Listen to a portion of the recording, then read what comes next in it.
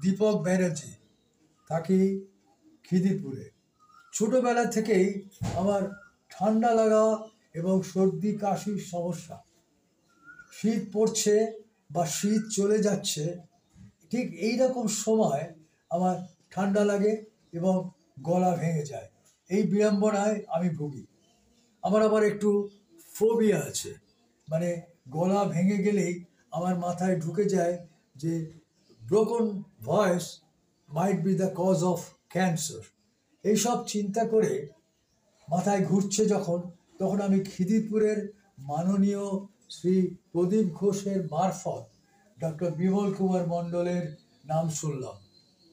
উনি একজন অত্যন্ত উচ্চমানের চিকিৎসক। খিদিরপুরে আসেন উনি সপ্তাহে 2 দিন। প্রদীপ ঘোষকে ধন্যবাদ জানিয়ে ডাক্তার সাহেবকে দেখালাম একদিন। ডক্টর মণ্ডল মেডিকেল কলেজের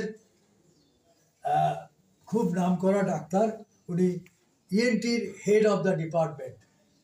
আমার ক্ষেত্রে উনি ম্যাজিশিয়ান নন, কিন্তু ম্যাজিকের মতো কাজ করলো তার শিক্ষা পদ্ধতি।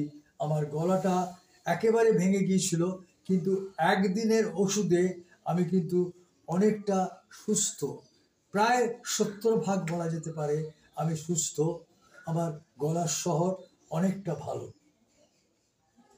ডক্টর মণ্ডল সাহেবকে ধন্যবাদ দেব না, ধন্যবাদ দিয়ে ছোট করব না। এইটুকু শুধু বলতে পারি যে তার চিকিৎসা আমার কাছে অনেক বেশি কাজের হয়েছে এবং অনেক উন্নততর। আমি তার কাছে কৃতজ্ঞ।